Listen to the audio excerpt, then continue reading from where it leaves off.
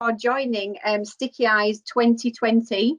The Stickyeyes team are very happy to welcome you all to the session this evening, and obviously on behalf of all of the team at Stickyeyes, thank you to all our speakers for joining in. I know it's a pretty manic time for everybody, so we really appreciate everyone's time to take part. So for those who don't know me, I'm Lisa Vishnovsky. I head up the brand team at Stickyeyes Digital Agency. We've run the 20 by 20 sessions for quite a number of years, ordinarily at Leeds Digital Festival. We've not done one virtually before, so it's great to see so many people joining online. Generally, it's a fantastic event. Presenters really enjoy presenting, and the audience really enjoy listening in. It's a very chilled event. It's really fast paced, which is brilliant. And we've got some really, really interesting talks coming up for you in the next couple of hours. So, hi everyone, I'm Becky Bain and I'm a Senior Content Executive at Jet2.com and Jet2 Holidays. Don't worry, I'm not going to chew your ear off about holidays in the next 5 minutes. I'm sure everyone's had their fill of change plans and travel corridors and last minute dashes around the UK this year. But what I am going to talk to you about is emotional language. People don't always remember what we say, but they never forget how we make them feel. This quote came from someone that I worked with not too long ago, and it's stuck with me since. While I think emotion has always played a big role in copywriting, I think it's become even more important for brands in the last 6 months. An analysis of language tells us that emotion is really powerful when it comes to influencing customers in advertising. A sense of exclusivity can create a real surge in demand. The idea of saving money or getting a discount can propel sales, and the feeling of reassurance can create trust, which is really important for brand loyalty. And as our worlds have been thrown into complete flux and feelings have become more raw, it's only natural really that emotion is more vital than before in brand communications. If you switch on the telly now, you'll probably see the likes of Nationwide and Vodafone pouring emotion into their recent ads, playing to the reality of the pandemic. And advertising is no different to copywriting in that sense. The emotion that we pen in our work every day works hand in hand with tone of voice, which is the crux of communications for every brand out there. And the way that we speak to people really resonates. It only takes one bad experience to leave a negative impression. And I'm sure everyone here tonight can probably think of that one time you've read something or heard something that's left you with a bad taste in your mouth about that company. It's made you not really want to buy from them again. And the same goes for those positive experiences you have that stick with you, that you'll probably tell your friends or your family about. So it's really important that the language we use reflects the values a brand wants to represent. So first of all, we need to think about our brand's personality and how that's reflected in our tonal values. Let's say that your brand wants to be really warm and friendly. Those values can be created by using language that's conversational, active, personal, and really positive. Then you need to think about what the objective is for that piece of work. Do you want to make a sale, or do you want to relay some really important information? While these two objectives are different, they can both be written in ways that reflect those tonal values that ultimately create the feeling that we want to instill in our customers. And that's something that we should always have front of mind when we're writing, whether it's for an email, an onboard announcement, or a landing page. How do we want our customer to feel? Because let's face it, they're not going to remember each and every word that we write unless it's something very rude or non-PC. Rather, they'll remember every time that we've reassured them or informed them or made them want to jump on a plane for a stint in the sunshine, which is how I spend most of my time. And words can create feeling. It's just knowing which are the right ones for your brand and for your audience. That's where style guides come into play, with do's and don'ts for particular phrases and words that can convey different feelings. It's really, really tricky to get emotion right because you can so easily fall into the trap of being too cheesy or too scaremongery or just even too emotional for the product that you're trying to peddle. I recently nearly fell off the sofa in complete shock and surprise when I watched a really heartwarming advert about a family. A couple meets, gets together, has a baby, the child grows up, and what was it that they were trying to sell? Pens. So it's about thinking about what right type of emotion is right for your brand. So really, what is the key takeaway here? We need to make sure our copy uses emotion to trigger the feeling we want to create in order to meet our objectives by using the right tone of voice. It'll help shape the way people think about your brand and give it that certain identity. Okay. Hi. A bear walks into a bar and says to the bartender, "Can I have 2 pints of Tetley's and and some cheese and onion crisps?" And the bartender says, "Well, of course. Well, why the big pause?" He says, "Well, I'm a bear." Bear, big pause. No, okay, sorry about that. I apologize. I'm Neil. I'm the course director for the undergraduate marketing degrees at Leeds Business School, which is part of Leeds Beckett. Prior to that, I worked agency side, predominantly with a brand called Electronic Arts, which was great fun for a 20-something, but inevitably I got old.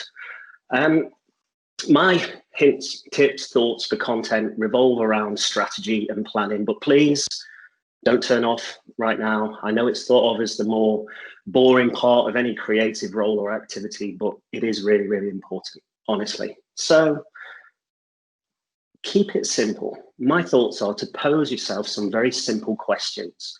Start with why. No, sorry, I'm not going to get all Simon Sinek-y on you. For those who've perhaps come across that particular book, this isn't about inspirational leadership. Well, maybe in part it is, but for content. So ask yourself, why? Why do you need to put that content out there? Why does it need to be that particular type, that message, that medium? Why that platform? And why are you targeting that audience? My 9-year-old daughter, I've got 2 great daughters. My 9-year-old is the eldest or oldest.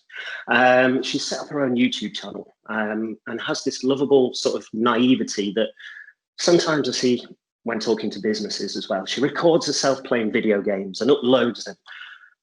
And being the worst kind of dad in the world, I said, well, why?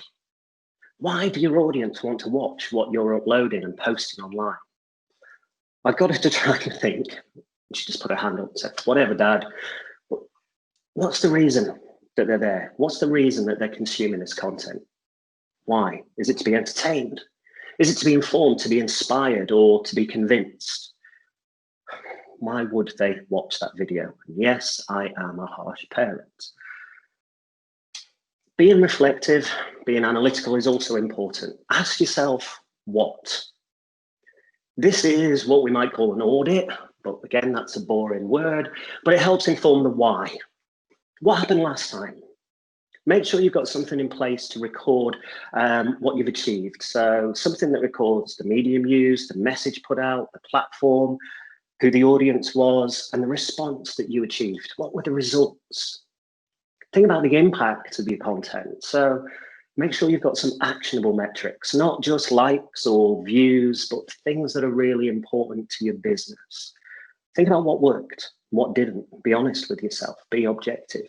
And then think about what do you want to achieve, and then why. Always comes back to why. And then finally, we move on to who. Who's the audience? Being customer-centric in marketing is really, really, really important. You know this, but maybe think about creating some personas if you haven't already. They're a great tool that helps you develop this broad, homogeneous profile for different audiences, helps you understand aspects of their character, their needs, their wants, the type of things that they like and the reasons they go online. And again, it comes back to why. Why this audience? So 3 questions for you to think about. Why, what, who? Ask them in any order, and it will help you develop a more strategic approach to your content marketing. Oh, I know what you're thinking. Why the joke at the beginning? Informative content can often be a little dry. Entertaining, emotional content, they're much more effective when it comes to making something more memorable, and that's vital. So that's me done. Thank you, Stickyeyes, for inviting me, and thanks to you all for listening. Thanks, Neil. Hi, everyone. I am Fatima. I'm a senior PR exec at Stickyeyes. So I like to think that the combination of studying journalism and working in both a traditional and digital PR setting for the last few years means that I've picked up a few handy tips and tricks along the way. So one of these things being the importance of actually building relationships with journalists. And something that PRs have probably heard in seminars and webinars and every PRCA course that we've attended. But I'm not talking about having a list of regular contacts that you speak to when you have a story, or just being aware of which journalist works in which department. I'm talking about building relationships where you're on a first name basis, consistently communicating, borderline friendship type of relationships. So way back when PR was all about schmoozing and sending freebies to editors to get your products in their magazines, you know, the PR that I grew up watching on TV and thought that was what my life was going to be. And this probably a lot easier to do back then. And traditional PR agencies still tend to try to do this, particularly those London-based PRs that I know. But for us digital PRs, it can be a little bit trickier to do.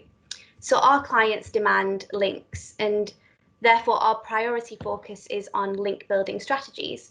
So building these brilliant campaigns that provide a really clear reason for journalists to link back to our client's site.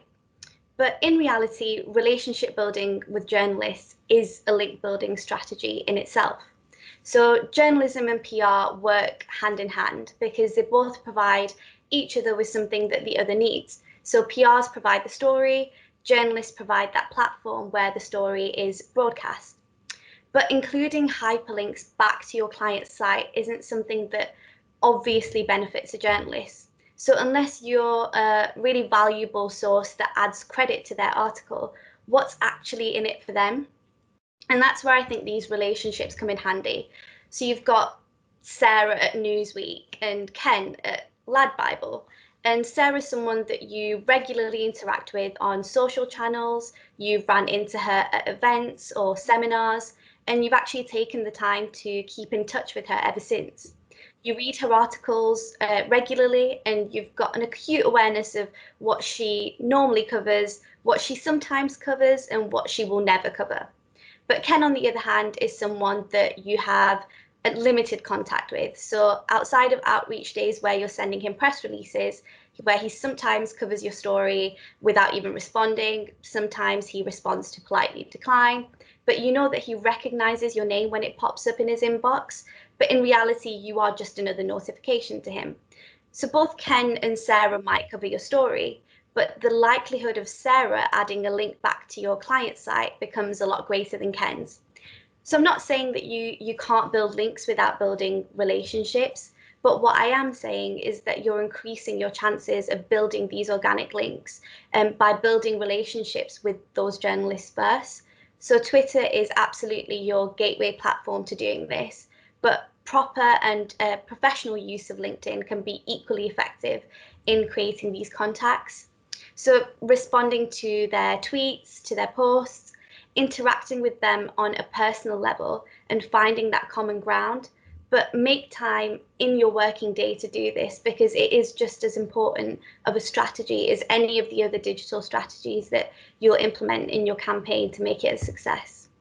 Thanks, Fatima. Hi, everyone. My name's Ian Briggs, and I'm a director at Aberfield Communications here in Leeds. And I just actually say, Fatima, I agree with that because I used to be a journalist myself, and certainly being pals with journalists can help you get the stuff. So that's really good. I just wanted to talk really briefly. My talk is just around what I've called Trust in a Pandemic, a local success story, but it's really centered on how I think thinking local and thinking more local in terms of PR needs to actually be considered even more these days for PR strategies. And the background to this, I suppose, is when we look at COVID and what's happening in the world, I think as a society, really, we've all become more localized. If I look at myself as a person, probably most of you out there might agree with this. I've been shopping and supporting local outlets, visiting local things, helping neighbours, because that's the kind of nice guy I am, and participating in more local events. even holidayed in Yorkshire this year, which you can't get more local than that, so that's fantastic. But I think if you combine that really with a world in which we're living in at the moment, where trust levels between the general population and politicians, if we're being frank, are a bit of an all-time low, plus the onset of continuing fake news as we see, then it's no surprise in my view that localism has been further reflected in how we access information. And it's not just me who thinks that, I'm sure most of you agree, but I saw a study that said that at least 2.5 million extra people were using local websites in June compared to January, which peaked at more than 41 million. And a YouGov survey found that local press across print, online, radio and TV was now, I think, 3 times more trusted than search engines and social. So I think the pandemic and the need for people to know how they're being personally affected in their area, in their locality, has further demonstrated by local trusted data and info has never been more important. And actually, I think allied to that, I actually think human nature, as we are as individuals, want to hear about positive stories in the gloom that's out there at the moment. And actually, the place where we get that from is very much sometimes at the heart of our own communities. So just taking that on a step further, I think if you tie that then into the media landscape that we've got at the moment, I think as brands and organisations, and often as agencies, actually, I've worked at another agency prior to being at Aberfield, local PR can sometimes be overlooked. I think there's sometimes a bit of a negative perception about communicating on a local level. Maybe it's because regional press these days is seen as a bit losing its way because of dwindling readership, journalist cuts, is it reaching the right audience and so on. But actually, I think we're seeing investment in local and hyperlocal outlets by media groups and actually on a micro level from radio stations and the like. I think journalists these days have a lot better profiles, going back to what Fatima was saying there, really, than I ever had when I was a journalist. I was so old, social media didn't really exist then, so I had to do it all face to face. But if you get a like or share from a journalist these days, it can go far and wide and build up that network. And I think another shift we've seen heighten over lockdown is the immediacy of online coverage. Obviously, it's always been there, but breaking stories these days are supported by social updates and are extended out there through hyperlocal community influencers and groups who report and react to stuff in real time. So again, that can build that trust on a piece of news or from an organisation, and it can go far and wide. And I think allied to that, newspapers and the like are obviously now looking at things a little bit more analytically and more in depth. But again, that reflective content gives another good opportunity to get out that trusted content. So what does that mean for PR and content? I think a bit like digital strategies have done for a long time, making use of influencers and the like to reach relevant audiences locally. There can be an emphasis on that now for PR too.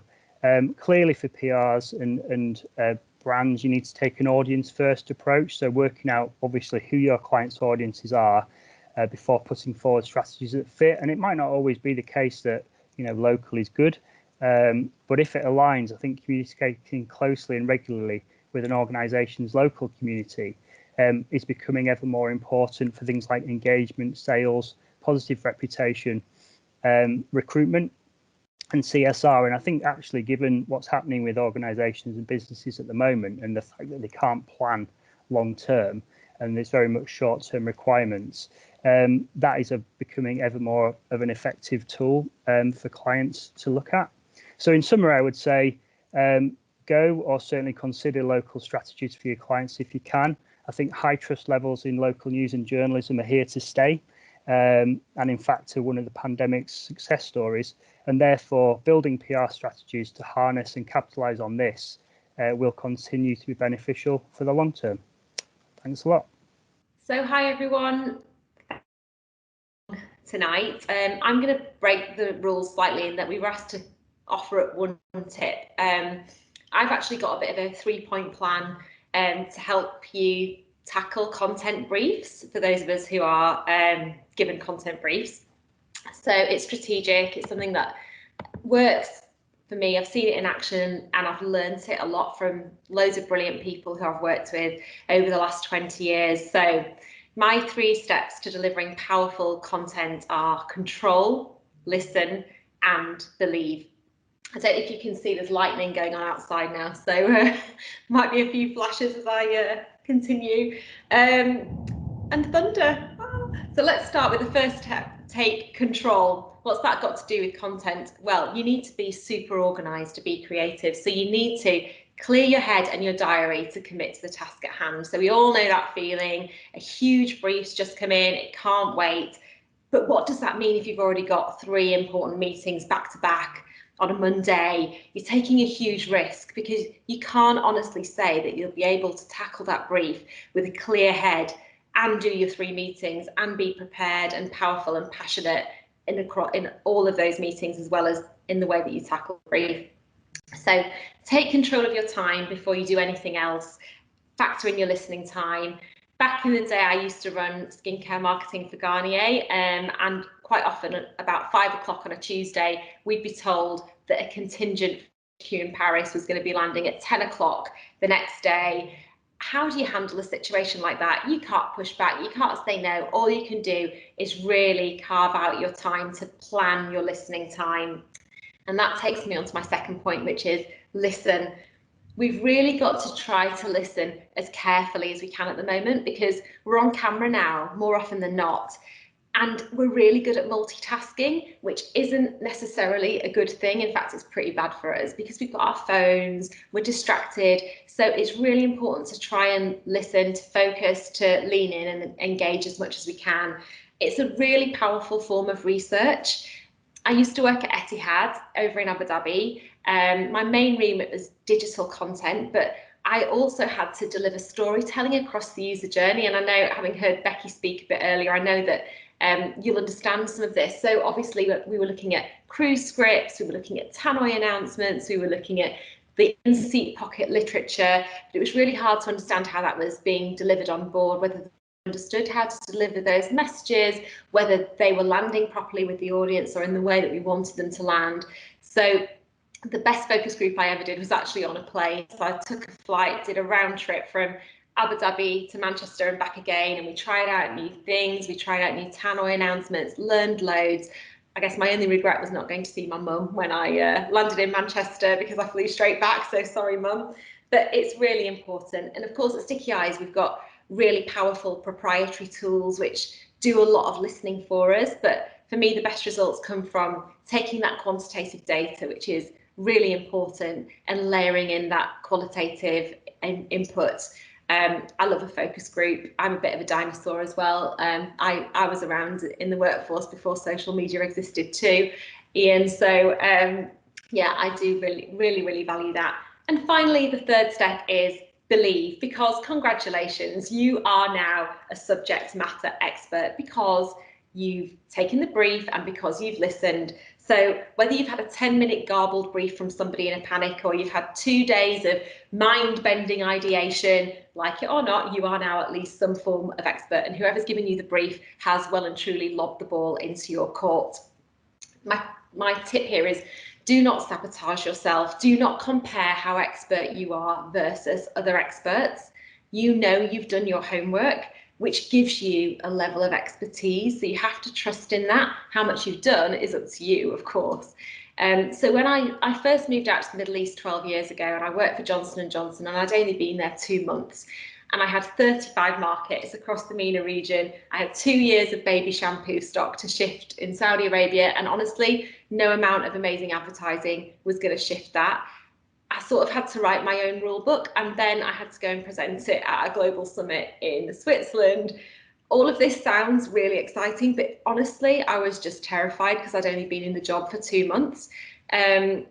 But what got me through it, these words, you are the expert in the room. So I flew to Switzerland, I'd done all my homework, and I realised actually, even though at that point I'd only been in the job and in the region for 2 months, I had visited a handful of the markets. I hadn't visited all 35, but I'd been and interviewed mums in Saudi Arabia, and I'd flown to Kuwait and visited hospitals, and I was able to bring that input into the meeting. And that really helped me realise that even though you've got a lot further to go to really develop your own expertise, you are often the expert in the room. So it's really important, if you've got a piece of content that you want to deliver and that you've researched and you've done your listening, you really have to go that final step and believe in it and believe in yourself to deliver it. So whether that's a long form verbal presentation or whether that's some powerful micro copy, whatever it is. And there are loads of tips and tricks and techniques that we're hearing about tonight, which is brilliant to help us do this. So I'm going to leave that with you. Control, listen, believe. And it would be great to hear your feedback. It's really hard talking to a screen. Thank you so much. And I'll hand over to Russell. My talk today is about tone of voice. Now, you'll hear a lot of people today talk about tone of voice from different perspectives. But I thought we'd go back to basics and just talk about what do we mean by tone of voice, because a lot of people attending today might not even realise that they are using tone of voice or how important it is to what they're doing. Becky alluded to it earlier. It's about your emotional engagement with your prospects and customers. So in linguistics, it's about the emotional inflection you use when you speak. When you're writing, it's about how you create that bond at one remove from your audience. Many people starting out think it's just about having good grammar, good vocabulary, sounding very erudite. But actually, while it can encompass that, it's probably better to say that tone of voice is a reflection of your brand values and your corporate culture, again, as Becky highlighted earlier. And you can have many tones of voice depending on your audience. So I work in financial services. I've been working there for 30 odd years.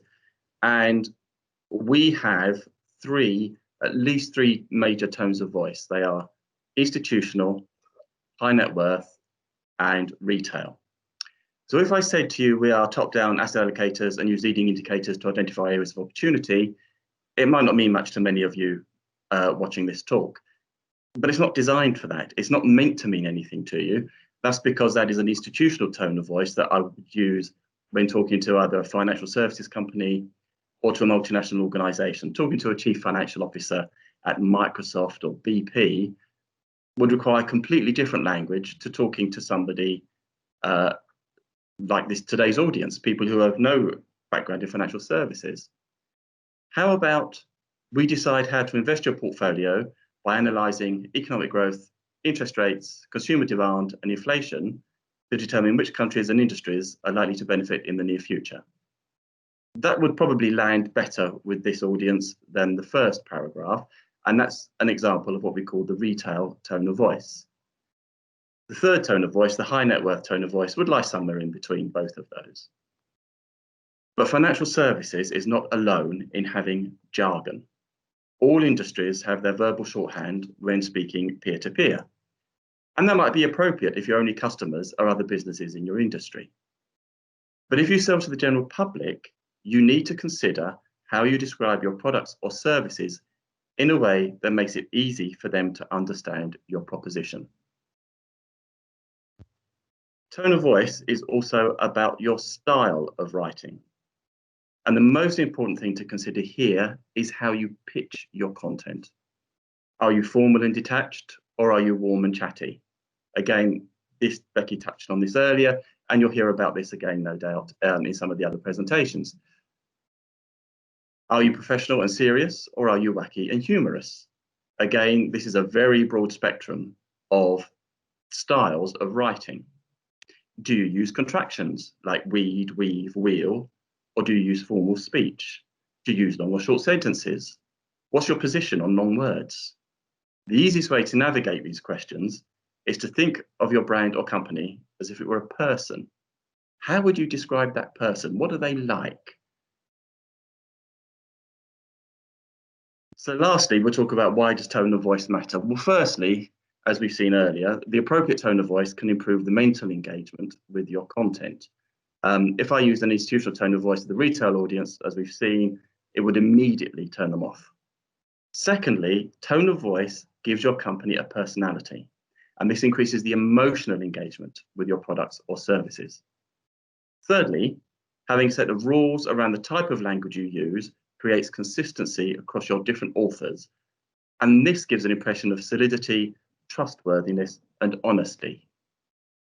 Above all, tone of voice isn't what you say, it's how you say it. Good evening, everybody. My name is Richard Mickey. I'm the CEO of The Marketing Optimist.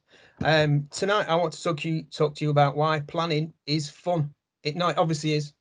I know it's the thing that everybody absolutely hates, because what you want to do is you want to just crack on with your ideas. But planning is clearly vital. Best ideas I ever have come to me when I'm in the shower or out walking or doing something when I'm not supposed to be doing it. Those ideas always feel like such great, amazing ideas when I'm in the shower, and you go, that's a great idea. I must do that straight away. I must rush downstairs straight after I've had a shower, jump onto the laptop and knock out the most amazing social media post that I've got, because it's in my mind. It's got to come out. It's amazing. It's fully formed. It's there. But they're never not. They never are. They're never fully formed. They're usually pretty bad. But those little nuggets, they all build up into great ideas as they go through. So what you really need to do is to take those little nuggets as they come, as you jump out the shower, get your notebook, get your iPad, get your whatever, and jot those down and put them in a nice little file and keep them all kind of packed away so that you can get them as and when you need those. Once you've got all those ideas, an idea might come to you and it might just be not right for that time. But if you don't keep hold of those ideas, they'll drift away. By keeping those ideas and then pulling them out when the situation is right, that's when a really great plan starts to come together. And that's where the fun really starts. These little ideas all come together for a purpose. They're all there. Your mind's working all the time, but you just can't use them. So by putting them into a plan, it all comes together. Once you start to get all those plans together, you've got those little ideas. It's a really great idea just to not go with them, sit on them, but talk to the team, put them down into a chart, work out where they all fit into what you want to do. And then you can bring that plan together. Once you've got all those little nuggets, you then need to work out, as somebody talked about earlier, well, why? What are those? What's that idea going to achieve? So are you going to, I don't know, have you got a great idea to have a dog show competition for your chocolate brand? Well, why? It might sound like a fun idea and you might have got it all in your head, but what's the purpose of that? Is it completely off the mark? Does it even fit with your customer persona? Does it fit with what your ideas are supposed to do? I've not finished yet. So you need to get all those ideas and then pull them all together. And this is the part where you need to kind of flesh out, well, what happens beforehand? What are all the little details I need to come to after? How is this going to affect the whole marketing strategy for the next year, 6 months, whatever the short plan is? The great thing about planning is that everybody will then know what they're meant to do, what's going to happen, what their details are, what their part of the cog is. So which bit are they supposed to move and which bit are they supposed to pull away from? It's also great for showing up what's going to go wrong, for putting the red lights and going, you really can't do that because it's going to go against other plans that we have, other strategies that are going to come in, maybe things that happen on the day, like obviously COVID that's happening at the moment. So planning needs to adapt like that. The great thing from a client point of view is it gives them something to see. Lots of clients that we speak to are used to working with their agencies, but they always think that the agencies kind of swallow things and keep things to themselves. They really, really want to see, well, what tangibly you're going to do, so that they can have their input into the plan. They can feel settled that it's going to achieve their strategies, and also they can hold you to that. And also, obviously, the plan obviously helps you then come out and measure what the results are going to be. because it's like that all important bit that people absolutely hate is the reporting. Without a great plan, reporting falls flat on its face. And that's the bit where the client goes, okay, so you did all this great plan. So what was the outcome? And somebody goes, well, because we didn't plan it really nicely, we can't give you that report, or the report's not giving us the outcomes that we thought, because it wasn't planned in the first place. The great thing again about a get their plan is that then you can start repeating that. So you can go back and go, so what would we be doing in this situation last time? Well, let's get out last time's plans and adapt them as we go forward. So planning really, really is fun. I know it's a bit that everyone hates, with a blank spreadsheet and whatever other tools you're going to use. But the thing is, you need to get on with it, because as somebody spoke about earlier, you don't have that much time. In running a busy agency, time is at a premium. If you can set aside that time to plan, it actually levers up time further down the line. So planning is fun, and make it part of what you do each and every day. Thank you very much. Hi, I'm Sarah Howells. I'm head of PR at CWA. We're a full service agency based in Leicester and Amsterdam, work with UK-wide and global clients. I've personally had quite a lot of experience in crisis communications, having worked for the NHS for quite a considerable amount of time. I've also delivered crisis comms scenarios and planning for rail operators. So again, a challenging time for them at the minute. Food and drink clients that operate nationally, and construction clients as well. So one thing that I've really learned through my experience of crisis communication planning is how important our role as comms professionals is in really supporting our leaders during a time of crisis. And a lot of that is really about people management, management of the leaders, who you're supporting from an agency perspective, the CEOs, but also people management from a personal perspective. So I'm just going to quickly run through my sort of 5 top tips really for helping you keep cool in a crisis. So number 1 is familiarize yourself with the protocol. The art of keeping cool in a crisis relies heavily on being in control, and understanding your role when a crisis hits is really, really vital to that. Whether you're the internal comms lead, whether you're heading up the external communications, whether you're the spokesperson yourself, understanding what role you need to play when a crisis hits is really going to stand you in good stead and help keep you calm. Every business really should have a crisis comms protocol, and I think as well, sort of given the circumstances, people's businesses are changing, organisations are changing the way they work. Now's a really good time to kind of check whether it's still relevant. Is that crisis comms plan fit for purpose? Does the core crisis comms team, is everybody still there? Do people need allocating roles and responsibilities? And this is a key point to consider, is do you actually deputise on behalf of anybody? Because if you're deputising on behalf of somebody who has a key crisis comms responsibility, you ideally want to know about that, before a crisis arises. So familiarise yourself with the protocol would be my first top tip. Secondly, my recommendation is create structure to avoid chaos. And I think, there's a bit of a theme from this evening from what people have talked about, establishing a structure to, manage your day and actually help other people manage theirs is really important. Things like scheduling briefing calls at the same time every day, get them in everyone's diaries, setting aside times for media interviews, uploading statements to websites, communicating these key times to key spokespeople within the organisation as well, delivering a briefing report at the end of each day, creating a single source of truth externally and internally, where you can hold all the key information for customers and staff during a crisis situation. The key thing really here is managing people's expectations. By managing people's expectations, they will help you deliver the priorities that are needed at the time, which is really key. It's really important to kind of take control of what you can when you can, but also be mindful that, you will probably have to be flexible, in your structure as a crisis does evolve. Thirdly, over-communicate. Over-communicate with everybody to avoid miscommunication. And I'm a big believer in this. You cannot assume knowledge. Don't ever assume knowledge. And it's always better that somebody hears something twice than not at all.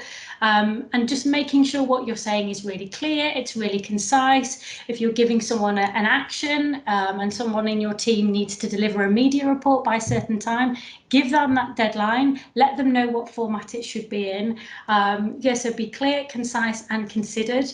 And that's with everybody from journalists, your colleagues, the leaders within your organisation, because ultimately radio silence is just going to damage your kind of personal brand as well. I'm a big believer in, for instance, if a journalist is chasing you for a response and you haven't got one, don't ignore them. Tell them you're working on it and humanise the process.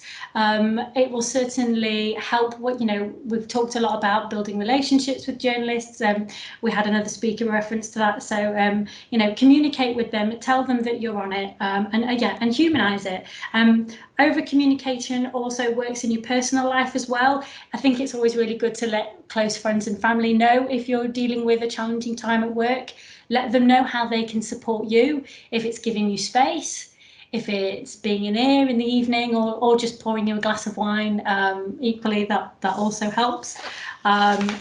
Number 4, everybody has time for breathing space. When a crisis hits, it can absolutely feel like there is no time for anything. You don't have that, it's not in your gift. However, everybody knows, I know how I feel when I'm quite stressed. I feel like I get quite tight-chested. And my top tip is, take a 3-minute breathing space. Some of you might be aware of this, but I would recommend go on YouTube, type in Mark Williams 3-minute breathing space. He goes through a very simple, very accessible 3-minute breathing exercise that I think everybody can benefit from, and I've used it several times when I've certainly felt myself I felt myself getting stressed, and certainly taking myself away from the situation, plugging in my headphones, taking that 3-minute breathing space certainly has helped me keep cool in a crisis before. So I would certainly recommend that. Tip number 5 is, leaders never stop learning. When a crisis situation has sort of died down and unfolded, use the opportunity to learn. Ask your colleagues, did they feel supported? What worked well, what didn't? And actually be honest with yourself as well. What could you have done better to help manage your stress levels and help you keep cool in the future? And use that feedback to kind of refine your approach for next time.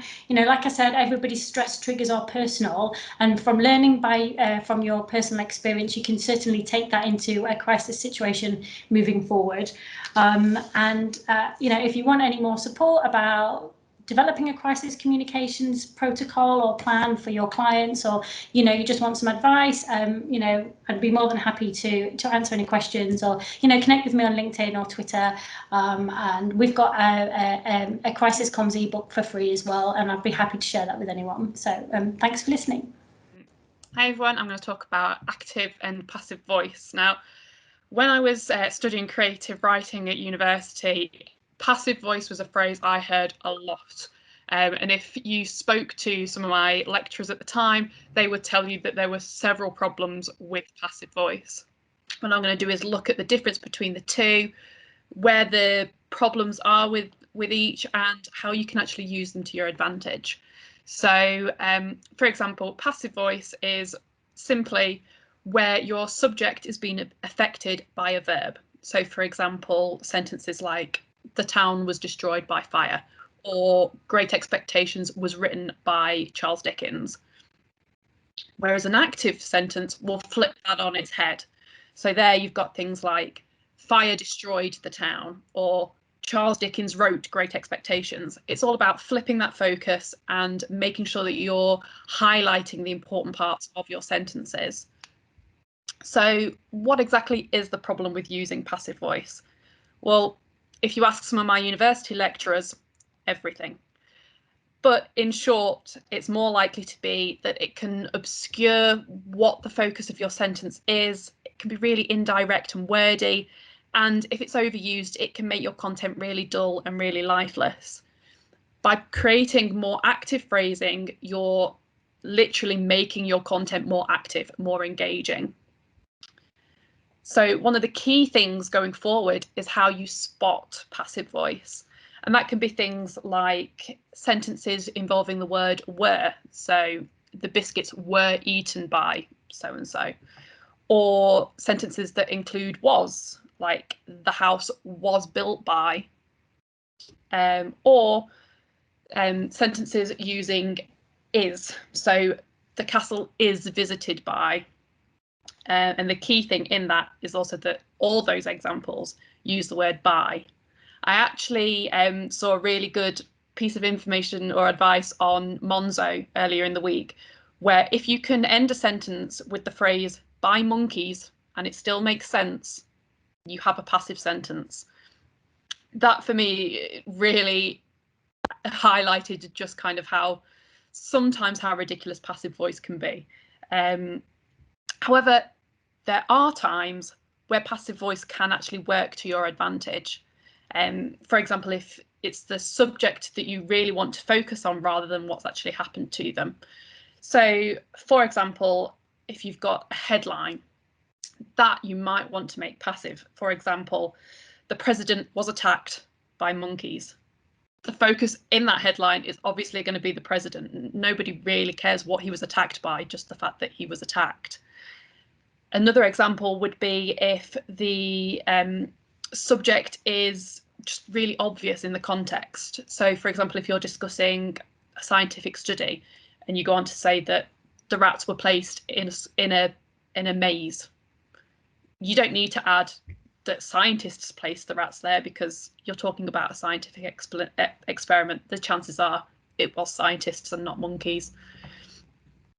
The other example is if, for example, you don't know who is involved. So, for example, my car was stolen. Now, if we knew who the car was stolen by, it probably wouldn't be as much of an issue.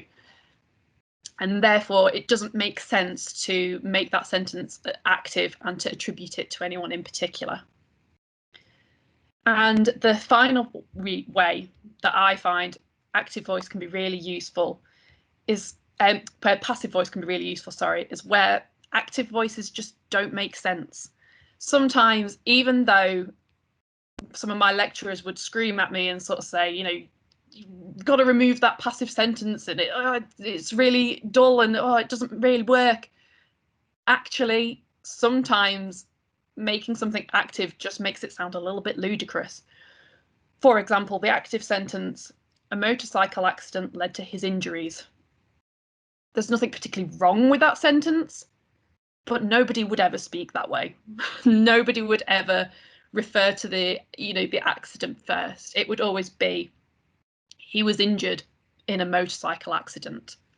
So the key thing, I think, to take from that is understanding in any piece of content what your focus is meant to be. Where do you want your audience to be looking? What is it that you want them to focus on? And if it's not monkeys, then you need to have a look at rephrasing your sentence. I'll pass over to Nia. Thank you.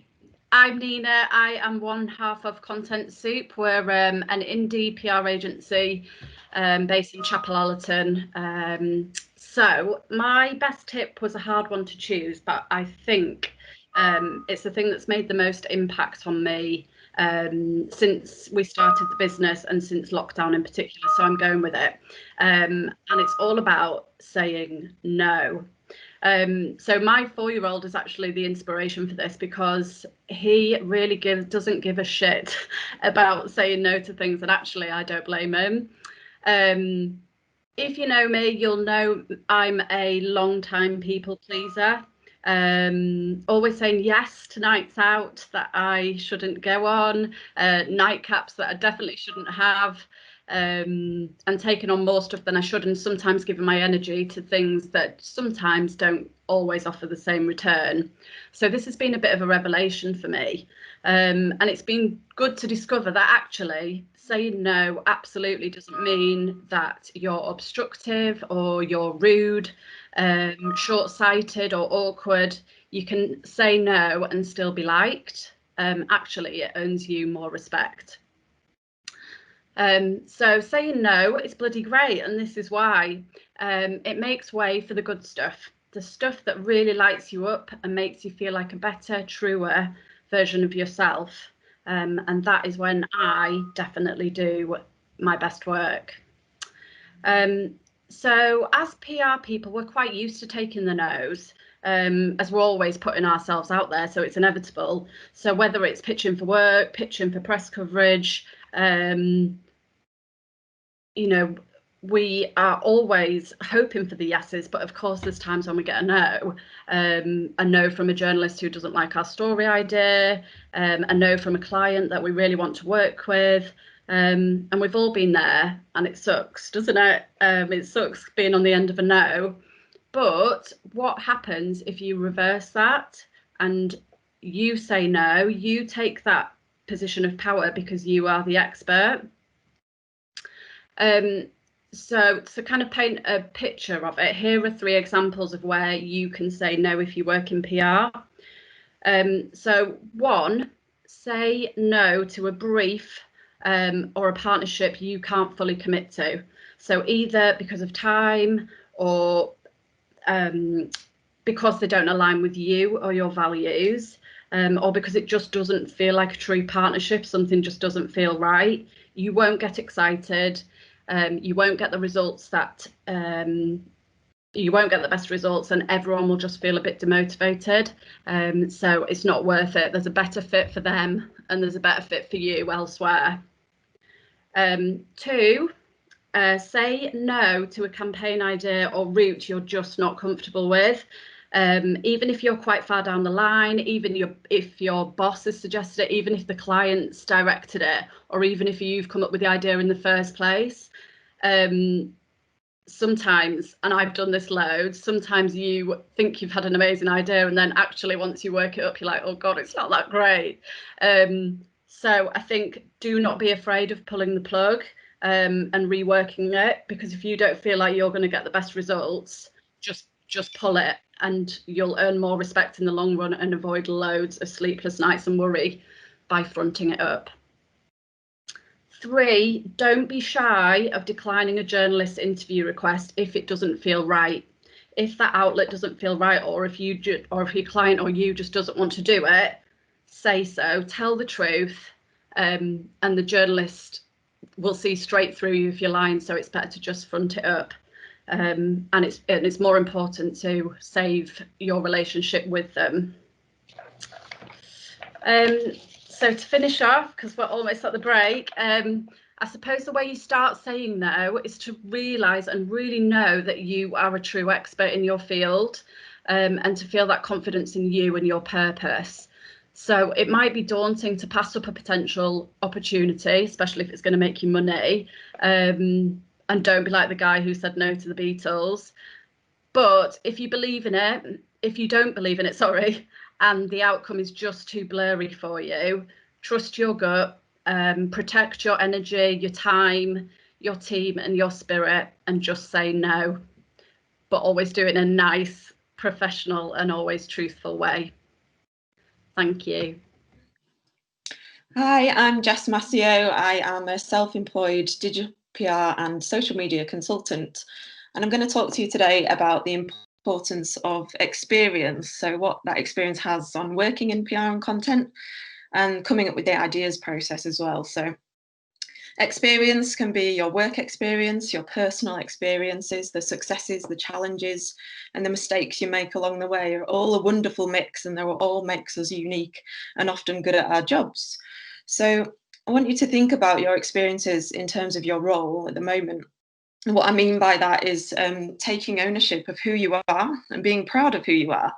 So the next meeting that you're invited to, or the ideas session, think about what makes you unique to that situation from the person sitting next to you. And often it is your experiences and your interests. So someone that taught me to do this really well was one of my very first managers in my first job. She had a fantastic career. Like, one of her jobs was head of consumer PR at Asda.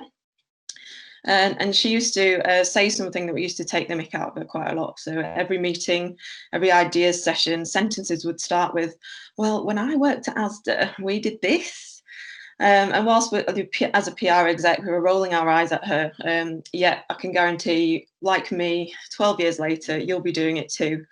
So over the course of managing people and that kind of thing, I quite often hear myself saying that phrase and remembering that manager who taught me to share my experiences, because it works. You know, everything that you do, whether you're loving it or hating it at the time, it's going to shape your future work. So it's really good to remember that. And that includes when it goes wrong. I am a great believer in obviously making a mistake and learning from it and moving on. But unlike other people, it seems to take my brain a couple of times before I learn the lesson. So I've been that person that has accidentally sent an email to somebody when I was talking about that person. I did that twice. So that is a lesson that I've learned and an experience that I've shared with everybody that I've managed, because the awful sinking feeling when that email goes, nobody wants that. So I've used that experience and tried to help people avoid do that as well. So it's not just at work, so it's your personal experiences as well that you bring to your role as well. I know I have. So it's the person that you are at this moment. And I say that because in my 30s now, I'm a very different person than I was in my 20s, but both I was equally useful and good at my job at that time as those different people with those different skill sets and experiences. So I would have cringed in my 20s at being the mum in the room, but I am quite proud at being that person if that brand is relevant and my experiences are relevant to the conversation. So just own who you are, be proud of that. Think about what you're bringing to the table in terms of your experiences. So I don't pretend to know how to work TikTok at all. I'm much more comfortable with LinkedIn and Facebook, and that's okay. I'd rather sit next to somebody who can talk about TikTok to clients. So be comfortable with your experiences as well in those situations. So there's also your experiences with brands.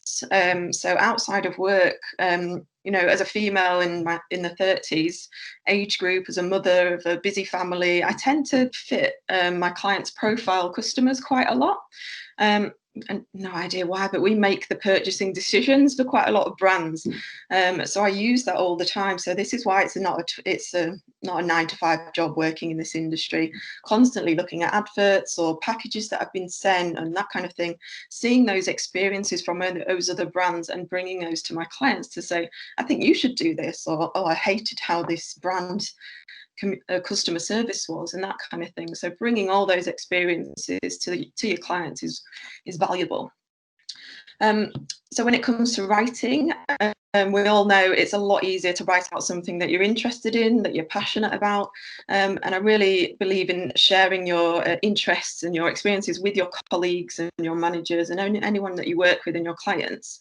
This then enables you to be invited to meetings or brainstorms that fit your interests. So it's the law of attraction, right? If you told people you're interested in travel, you're going to end up working with travel clients. So that in turn will help you love what you do.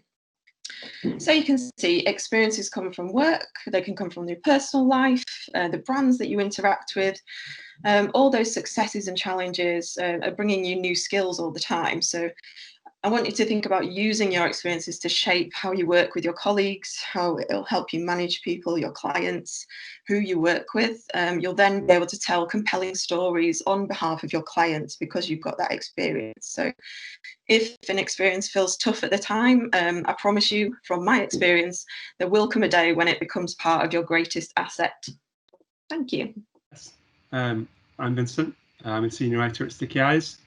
And this is Over Familiarity Breeds Contempt. It's about helping your tone of voice stay on neutral ground and not assume too much about your customers and still get the point across in a relevant and interesting and passionate way. We've established already tonight that tone of voice is a hell of a tightrope. We've all walked it. If you write too confidently, you risk coming across arrogant.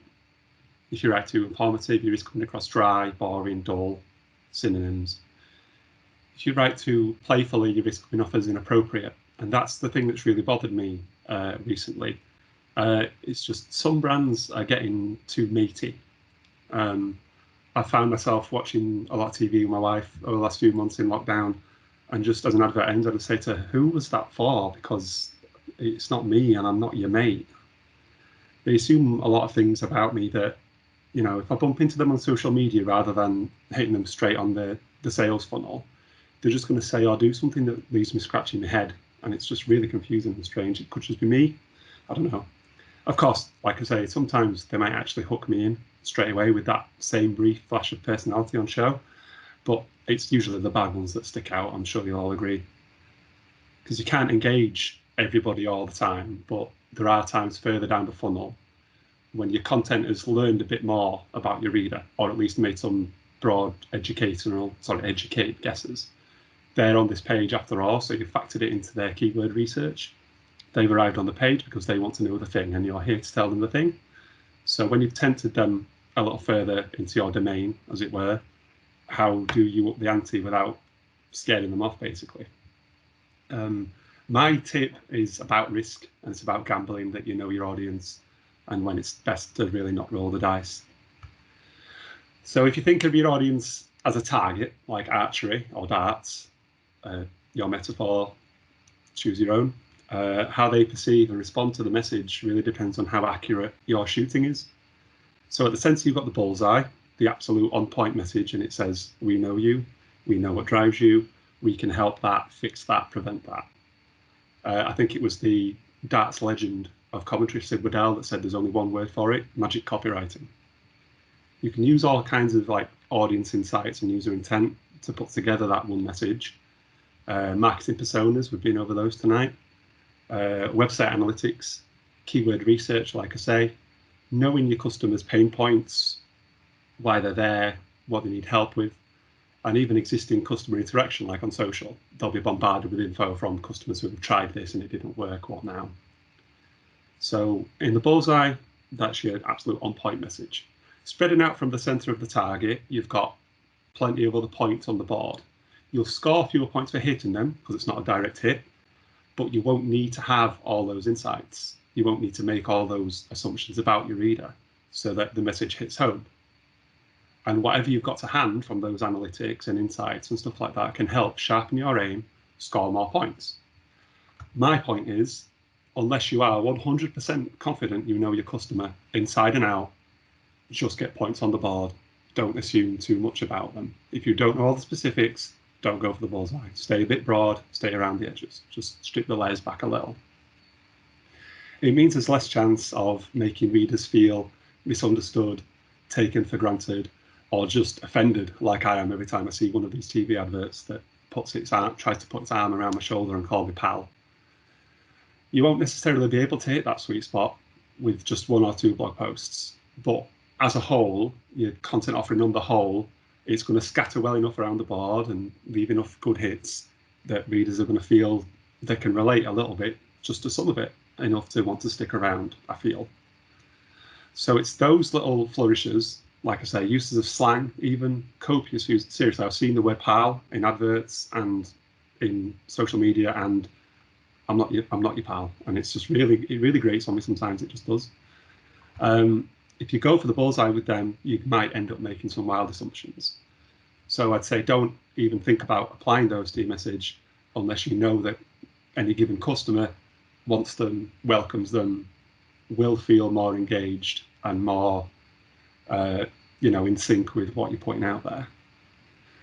I think, not to drag the conversation down back to COVID, but it is still a big thing in our lives. But you probably all remember back to when it really first hit and you saw all those identikit TV ads, surging piano, really just same meaningless slogans over and over again. Nobody wanted to gamble on their audience insights at that point because everything did change.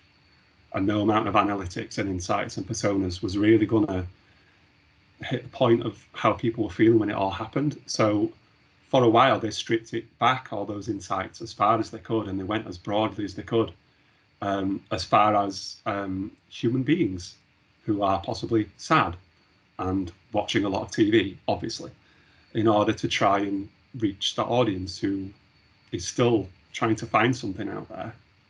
It was cliched because you saw all the adverts were identical, but it was effective because it still spoke to us a little bit, because we are all there at that point.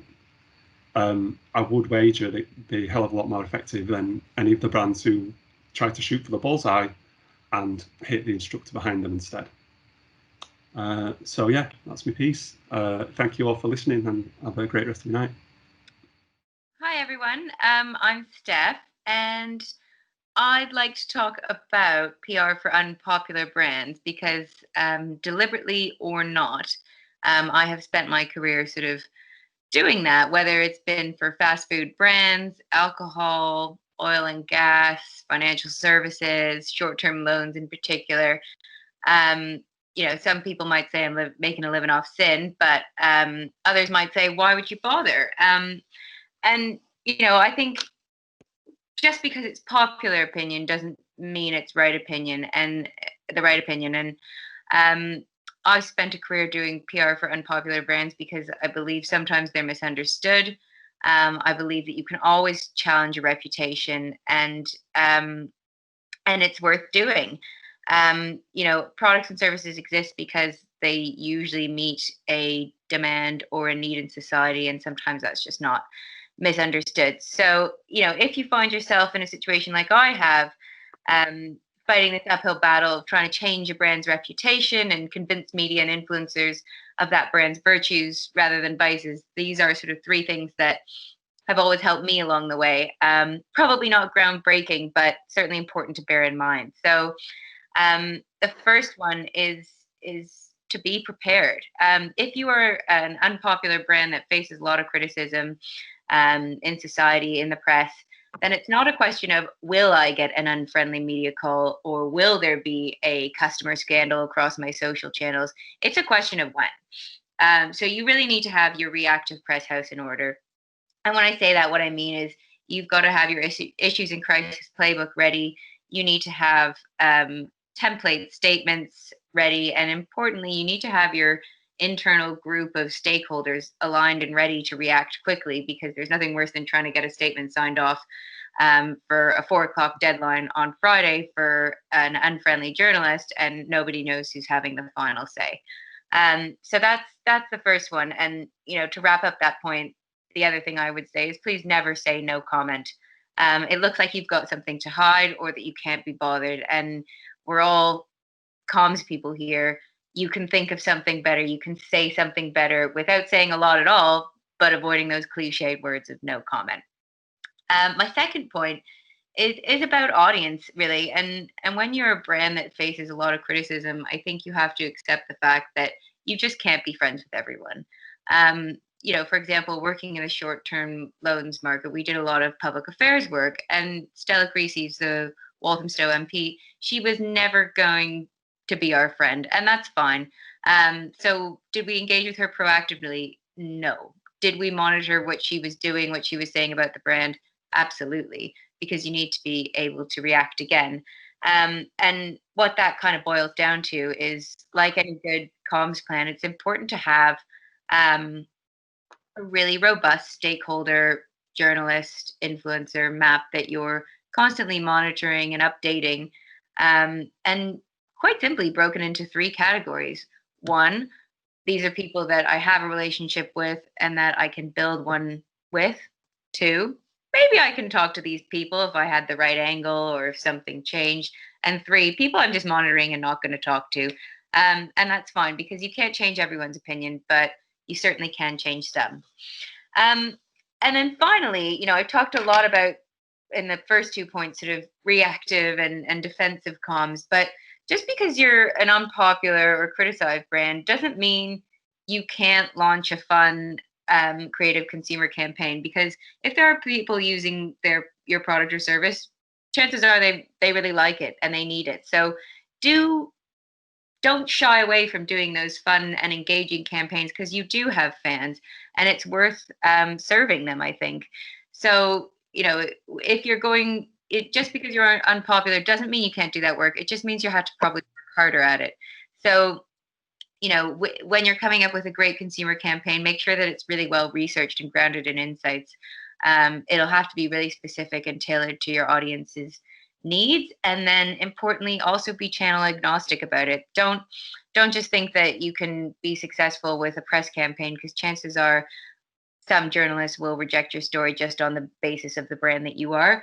So instead, make sure that all the content, the campaign, and the story angles that you've come up with work across your earned channels, your own channels, your social channels, and paid as well. Always a good outlet for those types of brands.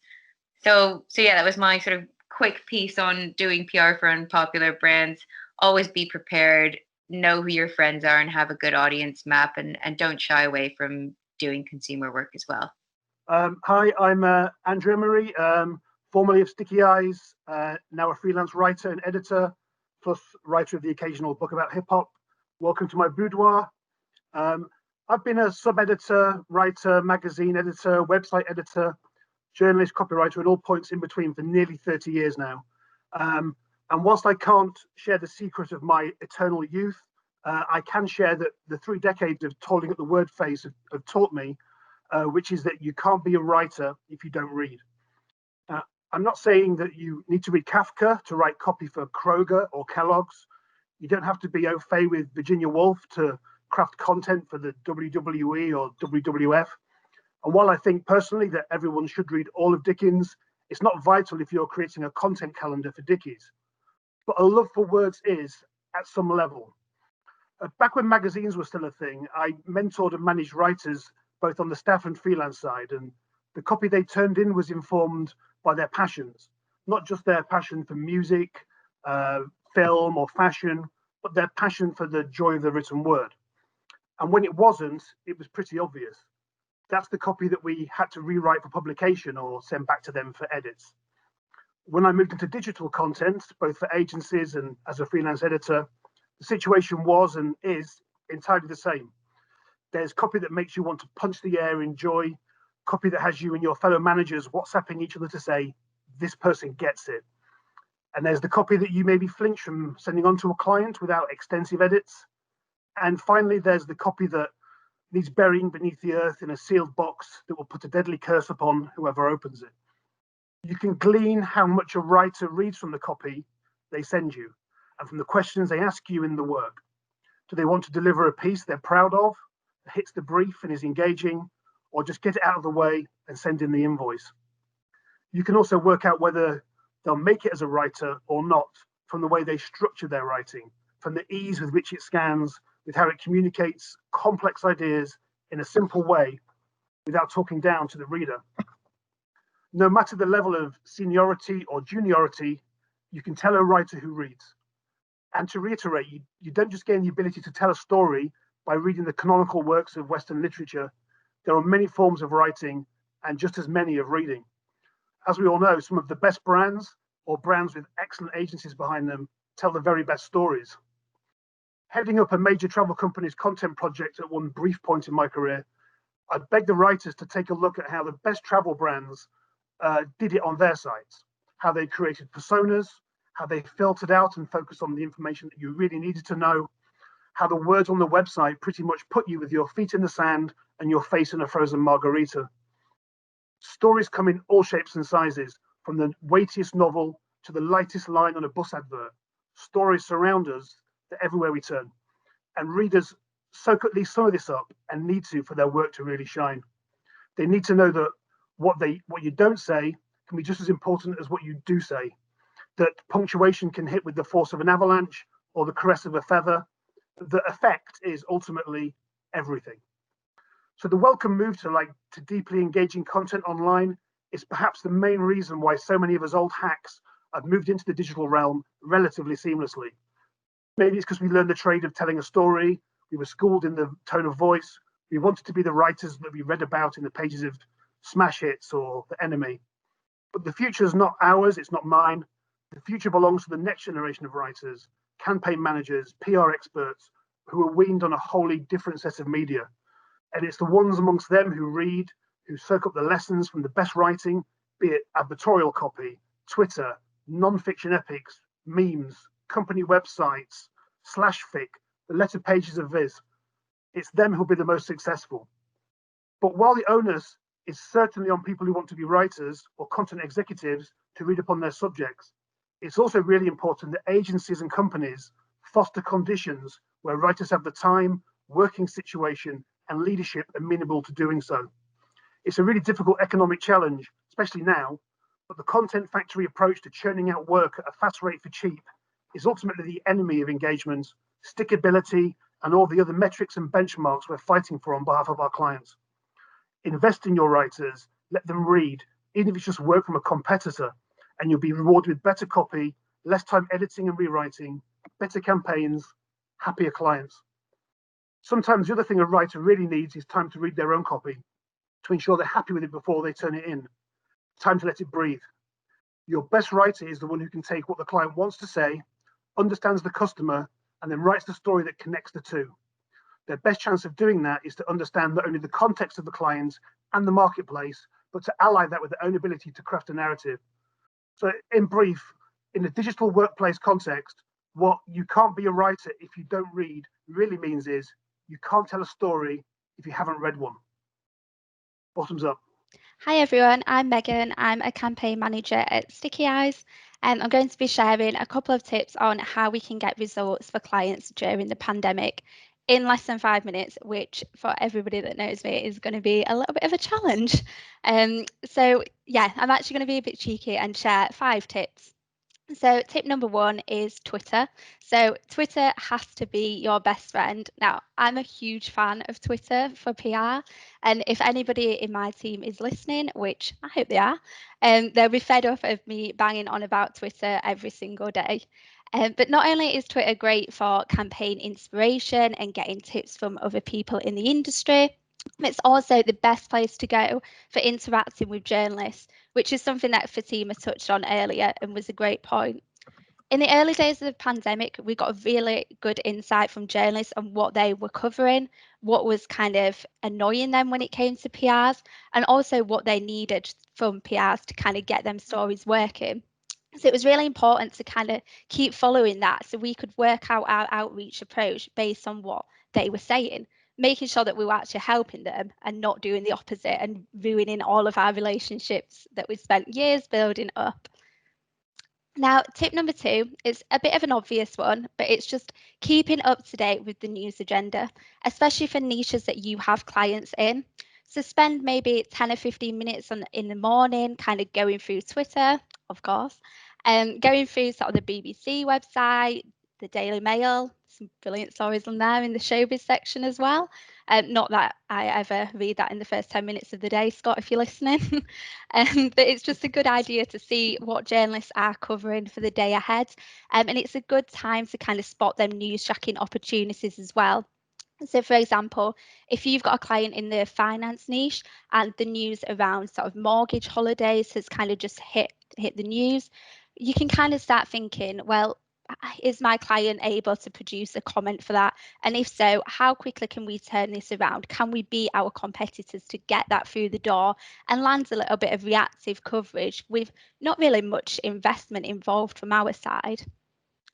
Now, the next tip that we kind of took on board when it came to getting coverage in the pandemic was looking back at campaigns that we'd worked on previously and just asking ourselves, is there any extra data that we can pull out from these? Could we maybe get a case study? Could we get some expert opinion to kind of give that story a little bit of refresh?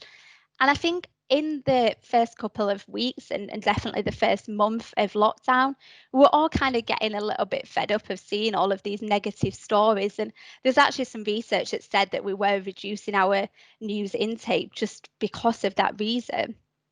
And journalists were picking up on this as well. So we started to see a lot of response sources and journalist requests asking for those light-hearted stories. So we really needed to look back on what we had and see if we could just give them a little bit of a story out of something that we've worked on previously.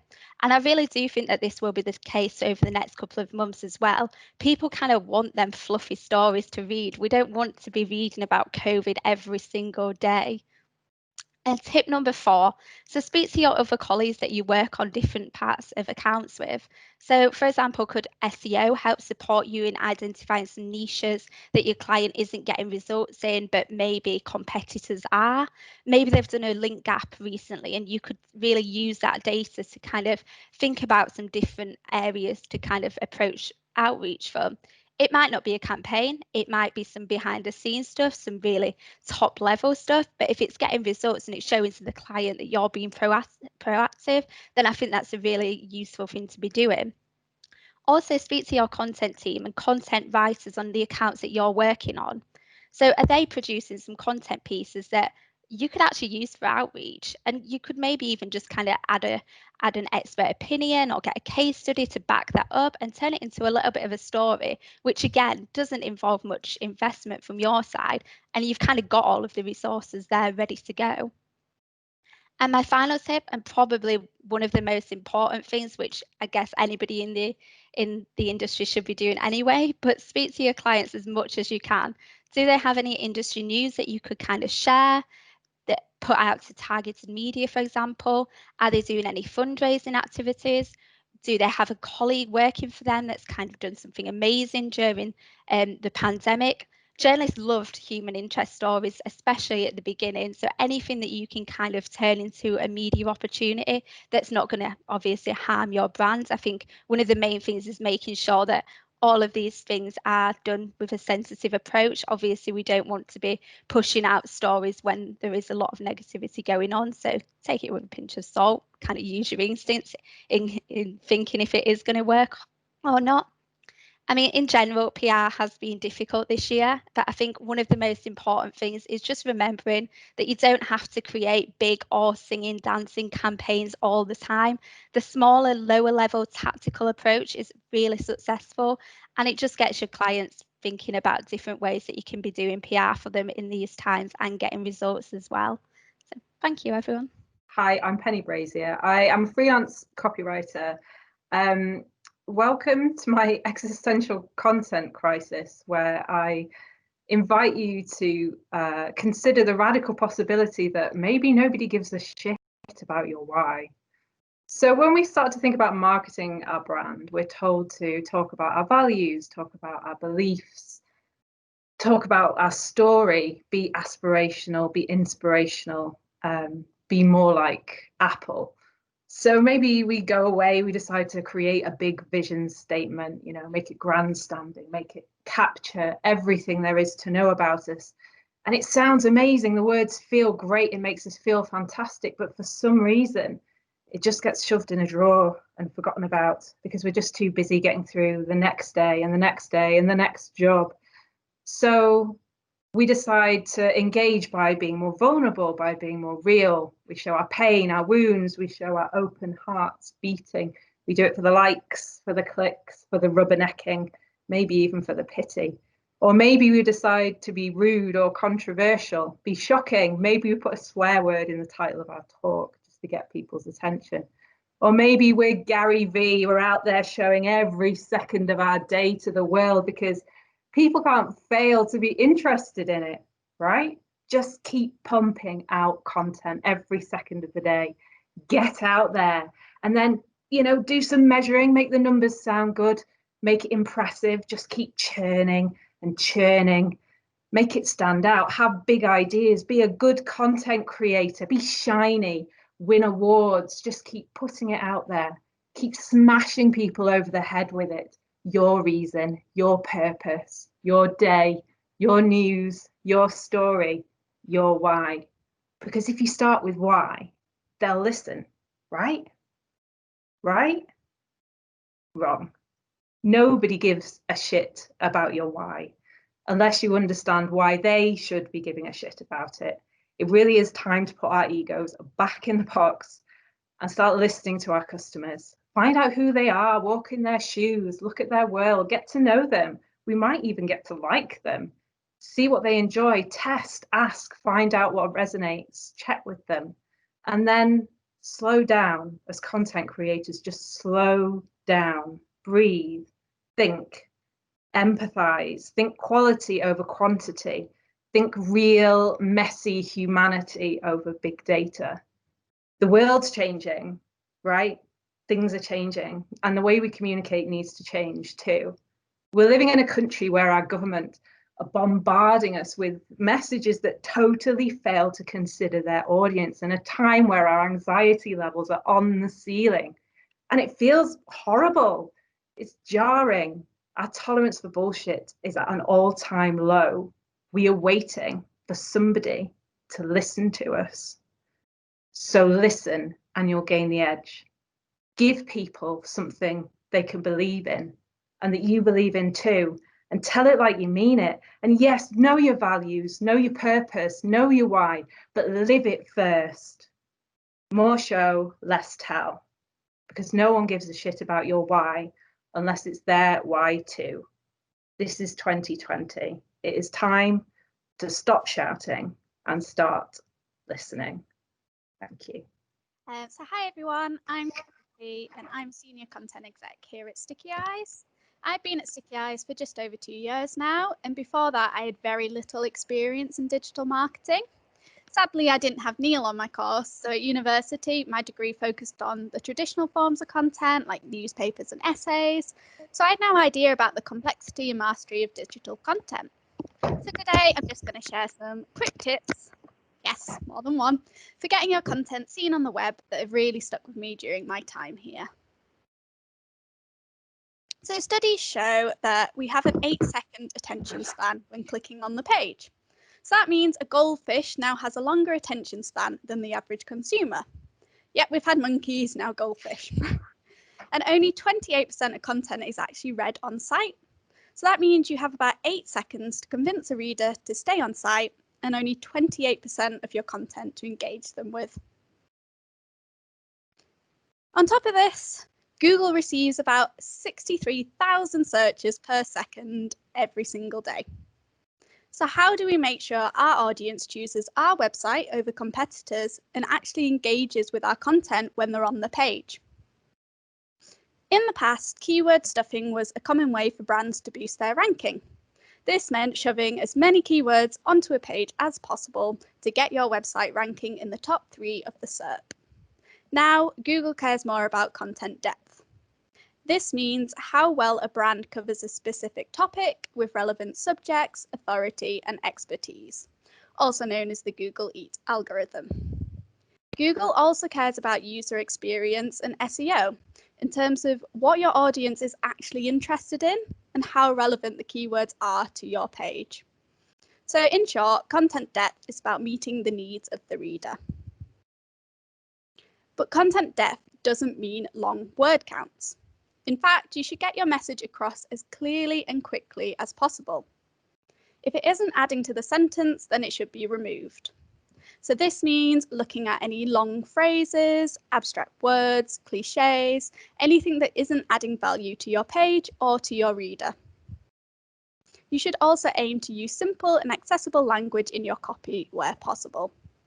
As Sarah mentioned earlier, never assume a reader's level of knowledge. Speak how you would in person and match your brand's value and tone of voice. This means avoiding jargon or vague language, unreadable fonts, long paragraphs, or just overstuffing your content in general. Of course, if you have a specialised topic, like financial services, it can be impossible not to use jargon, but just try and explain these in simple terms whenever they crop up. You should also consider the design of your content as much as the words themselves. Is it accessible to all readers? This could mean considering if it's optimized for mobiles and tablets, is the color contrast between the background and the text clear enough to everyone, etc. Another top tip, keep sentences below 30 words and paragraph lengths between 2 and 3 sentences, but vary it up still. Just like talking face to face, use a mix of sentences and paragraph lengths on your site. This just makes us sound more human and it helps with the flow of the page too. Last tip, use bolding, subheadings and bullet points. These can really highlight a text and catch the reader's attention. This in turn can help emphasize your points, improve readability, and it just boosts the reader's consideration because you're showing them the answer and keeping their attention. So when thinking about what to highlight, consider if you've got any statistics or facts, phrases or quotes, links, or even just a CTA at the end of your copy. Thank you, and I'll now pass the mic, so to speak, over to Andrew. I'm Andrew Brooks. I'm content manager of Zazzle Media, which is the sister agency of Stickyeyes, and I'm a former regional journalist, which probably explains why I want to talk to you about the power of the human interest story. Apologies for the Bond villain lighting. It's human nature to be interested in people. That's a simple fact that no good journalist can lose sight of, and it's a lesson we should probably heed in marketing too. There's a temptation for all of us to be blinded by shiny new platforms, yet while we clearly need to understand Twitter, Facebook, Instagram, and now TikTok, it seems, these are just platforms, just new ways to deliver stories to people. Putting people at the heart of your content is powerful no matter what the platform, and needs to be an integral part of your efforts. As readers, we are engaged by other people, entertained by other people, and yes, influenced by other people. Through their eyes, we understand complicated events and the importance of a situation. People also have a habit of being memorable. Consider Captain Tom Moore and the way his story has resonated during the doom and gloom of the pandemic. For all the hard-hitting graphs and charts we've seen in recent times, it was the humble 100-year-old walking laps of his garden that caught the attention and captured the mood. Now, my old journalism tutor had a mantra of counsel is people. His other mantras tended to be laden with expletives, to be fair, so I won't share those. But counsel is people reflects the fact that you need to find the human interest in any story. A dry policy isn't a story. The way it impacts on a person is. So like all good ideas, we can nick that and apply it to our work, finding the people in the content that we write.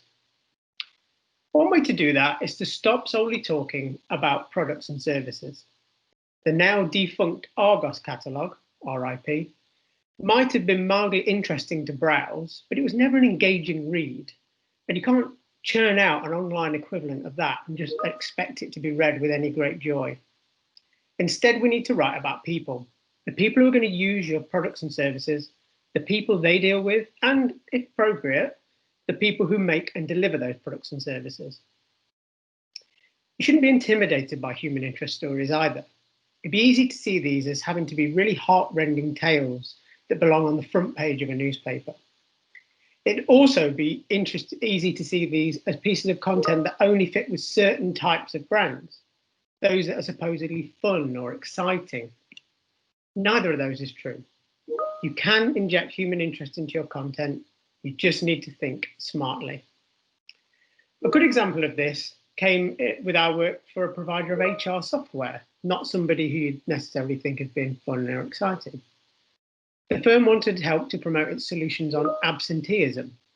Its data was useful, its product was decent, but the content really needed some way to grab attention. It needed an injection of people. One way we did this was to write a blog of sicky confessions, the weird and wonderful excuses given to justify a day off. In a series of interviews, people told us of the time they faked a burglary at their own home, buried a dead goat, and even stretched the impact of a feather in the eye, apparently it can be quite serious, to avoid going in. It provided that all-important human element, though, and it gave a fun piece of writing that actually still underpinned and promoted a brand serious message. One of the stories was even picked up for that dubious holy grail, the coverage in the Daily Mail. Boom hiss. The lesson here is don't be defeatist. There is human interest in HR software, just as there is in finance and insurance, honestly. Just as wise old editors would remind rookie reporters that people buy papers and not whichever object or animal happened to be in your latest tale, people buy products and services. Write about them and you'll be writing for them. Then there's also the people working for the business. Don't ignore these as a potential source of human interest. Journalists like to tell themselves that everyone has a story to tell. And do you know what? It's kind of true. The founder of a new rehab clinic, for example, that we've worked with, had been an addict himself and has spoken passionately and movingly about how his experience has shaped him. Telling his story was important. It gave us some powerful content in its own right, but has also helped to establish his credentials as a potential thought leader, something we often look for these days. Not every case is going to work as well as that, I know. But working with brands to find the stories they have within shouldn't be overlooked as a potential source of good material and a chance to unlock the power of the human interest story. Finally, it's worth stressing that this is a way of getting the most from your content team too. Engaging your writers is a pretty good way to ensure you're going to engage your readers. Let the right people flex their muscles with the right content, and you'll see the power of great writing too. Thank you. I'll hand over to Jonathan. So yeah, I'm going to have a quick chat about user intent. It might seem straightforward as to what user intent is, but you'd be surprised by how often it's forgotten when people are creating. Simply put, it's about finding out what your users are looking for when they input a search term and what they want from a page. But we know that we can get search terms given to us in brief and they can be very vague. Might need a bit of analysis. So for example, if search term that you were targeting was pension, it could mean a million things. It could be, do you want to buy pension? Do you want to compare pensions? Do you want to learn more about them? So to get a better idea of what the actual intent is behind a term, you kind of do a bit of analysis, bit of look at the search results to see what's been delivered. But knowing the user intent of the piece you're creating is so important. It's essentially contributes to a number of key factors that we sort of handle at Stickyeyes, from SEO to user experience to customer retention to even content creation. But we're going to sort of look at how the user intent itself ties these areas together. So firstly, it's good for the users. Simply put, some brands are so focused on putting out information that they want to put out, they actually forget to put out the content that their users want. As Penny said, no one gives a shit about your why. You've got to look at what the customer wants. After all, if you can offer them exactly what they're after on that page that you've created, that's what's important. Then you've succeeded. It's job done, feet up, cup of tea, easy. And for the other teams, and you might be dealing with the SEO teams, user experience gurus, they offer some useful metrics for those. So people who get what they want from a page are less likely to bounce. They think highly of your brand, might come back again, likely to share content, and overall, like the main thing, they're likely to buy your product. If you offer them what they want on a page, they're going to buy. It's also good for you, whether you're a brand, whether you're an agency, whether you're a freelancer. It makes it clear what the aim of that page is. So when we talk about sort of user intent and the aims of pages when we're creating briefs, we can split them to 4 key areas. So your navigational, informational, transactional, or your commercial pages. At Stickyeyes, we sort of talk about it in I want to know, I want to do, I want to go, I want to buy. And if you're looking at the keywords around these pages, you can sort of see how these keywords fit into those sections. So like a transactional page where the intent is to buy will often have a keyword that features something like buy or a deal or a discount or even like a product name. Whereas if it's more of an informational search term, if the user wants to get some information but doesn't necessarily want to buy straight away, you're looking at keyword phrases that might include something like information on or how to or guide to or why. And if you can provide this information, this user intent to your writers or to the people creating the content, you can really focus their efforts and create the best page for that user. And also for editors, those who are sort of tracking the results, it provides a way to track the pages better and the success of those pages. So if you know the aim of a page is sales, then you can track sales. If you know that you want people to download something, you can track downloads. If you're looking at informational pages, you want to be looking at time on site and bounce rates and sign up. You can adjust call to actions on page, just what the page layout is. So user intent is really important when you're creating these briefs to develop these various areas. Each intent has a different outcome and therefore a different KPI. It's also good for Google.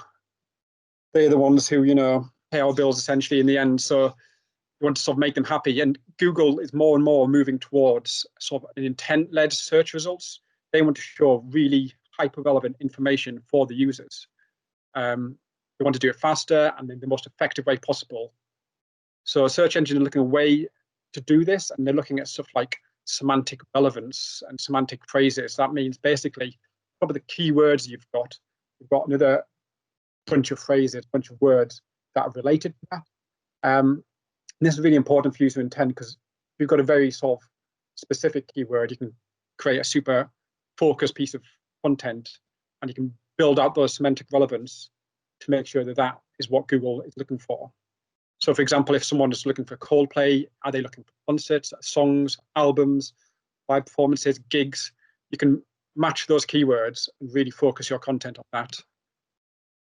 And another sort of area that this sort of turns up is location. So if someone's Googled doctors, for example, chances are they are looking for, Google knows that they are looking for doctors near me or doctors in their town, not necessarily the BBC doctors. It might be, you never know.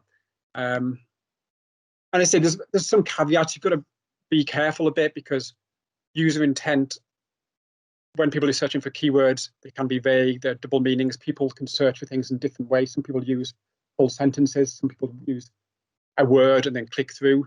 So for example, with if you're searching for, say, Lions live streaming, that could have a million meanings. It could be actual lions in a zoo live streaming. It could be Detroit's Lions NFL football team. It could be Cannes Lion event. So what you need to do is then sort of go down into your keyword set and look at, okay, these might not be, that exact phrase might not be ideal for my page. Which keywords are we really going to go for? Which keywords in there really show what our users are after? And then you sort of fine tune and adapt your keyword set until you find the keywords that really are the ones your users are using. And you can use this to audience data, talk to your SEO team, but in the end, it comes down to matching those keywords, what's on the page. You can match the intent of what they're searching for with the answer that you're providing. You're going to have very, very happy customers. Thank you very much, Jonathan. And good evening, everyone. I've called mine Dance to the Devil, and I'm really sorry to anyone in Leeds, because I think I've accidentally provoked some ancient gods, because it's been kind of hail and thunderstorms here. It's probably unnecessary for me to do that, because the devil in this case is imposter syndrome. Now, being at the tail end of the entire evening is quite apt, because we've just had 95 minutes and 19 speakers of kind of amazing ideas. I think we're all convinced that Penny should be Prime Minister next. I think that's pretty clear. We've had some just brilliant insight from so many people from so many different backgrounds. So the perfect tea for me, basically, to start talking about imposter syndrome. Now, if you've never had imposter syndrome, all I can say is that's brilliant news. Look at you. In terms of fear of missing out, you're missing out on nothing. Imposter syndrome essentially is, I think many writers must feel it. It's that sense of being a fraud. It's a bit like you don't really belong in a certain place. It's that feeling of you're a bit of an imposter, basically, that other people are better than you. For me, I guess it's, I suppose in the past been compared to, likes of Mr. Bean or Jim Carrey. And it's that feeling of thinking, oh shit, people must think I'm an absolute lunatic. And I don't really have credibility. People have all these amazing ideas around you. This whole kind of talk was actually prompted by a blog that I started writing ages ago, and I got halfway through it and then stopped because I felt slightly inadequate in the knowledge about talking about stuff, which was kind of perfect. From my background, well, kind of 2 years working at Stickyeyes, working in marketing especially, there's a lot of reasons at first to be slightly overwhelmed by stuff. To Nick, one of Penny's statements earlier, existential content crisis. And Sophie Grace earlier mentioned about the complexity and mastery of content. It's all quite overwhelming. And in marketing as well, you have so much data around you that it's hard to see. You see people making conclusions from data, and you think, God, where have they got that from? All I see is a load of numbers. And it's also jargon as well. Only in marketing could we have silos that don't mean something to the farm, but instead of just separate departments, we've got words like synergy and holistic and actionable strategies, which basically to anyone apart from us is absolutely kind of nonsense. My mum wouldn't understand it, so most lay people don't. And it's something that Russell alluded to earlier with the financial jargon. There's so much stuff there, and for writers it can be completely overwhelming because you feel at first like you're the expert in what you're talking about, but as a writer it's kind of amplified a little bit because writing is so personal. It's kind of it can sound very kind of up our own arse, but it's an art. We like to think of it as an art. It's very personal. It's our interpretation of a certain thing. It's not just a certain skill. It's something that we've kind of developed and built on. It's something that many of us have probably wanted to do since we've been children. So for writers, it's kind of that extra level of something that's very deeply personal. And I think when whether you write for a living or whether you're a freelancer or whatever you do, the sense of not really belonging or kind of seeing what other people are doing and thinking, oh, I can't do that, can be terrifying and slightly crushing. So that's quite negative. The good news is I've kind of got 3 bits of advice that hopefully should lift the mood before we all kind of disappear and probably sink into quite a lot of wine. The first thing is kind of what's right for someone else isn't right for you. Now that's kind of obviously really broad, but sometimes you might see someone's side hustle where they're doing something absolutely amazing. You think, God, I wish I had that time to do something. I'm just happy if I make my tea in the evening. That's my sense of achievement. But you kind of have to question, do I really want to do that? Chances are probably not, to be honest. And it's the same with styles of writing or people who are doing really well in one area of marketing or one certain area of journalism or something. It might be, I've got a former uni chum who writes for newspapers, but he's in a certain area that I'd be crap at, and I know that. So there's no point me thinking about that. My boss Phil's on the line, so I just really enjoy my job now, Phil. Thank you. Second bit is embrace the imposter syndrome. And that's not in some kind of, oh, get on with it kind of sense. It's just to work out where that kind of sense of you feeling not quite comfortable is coming from. So it's asking the questions really to find the answers that you need. So, for me, early on in Stickyeyes days when there's all these these marketing words, even search volume, which just means the number of times people are searching for one certain thing in a month, I didn't know what that was. And as soon as I asked, I was like, oh, that's really simple. I think it extends to so many other things. So say if you're looking at someone who's doing this amazing work in their own time, you think, God, I don't have to do that, but I want to. Just ask them, speak to them, find out what it's like, and just embrace it. The final one is, I think it was mentioned earlier as well by Nina, and it kind of also ties in with what Claire said about you being the expert. It's just trust your gut. If there is, say, jargon, for example, in marketing stuff, just change it, because as writers, it's our responsibility anyway to write stuff in like lay person's terms anyway. Jess earlier talked about experience. Trust your experience. If you know about something, trust yourself, because everyone just has a different opinion. There's no guaranteed right answer. That experience gives us more gravitas. It gives us more weight behind what we're saying. But everything is just an opinion. It can be an argument, and we can discuss stuff. So what you think is absolutely right.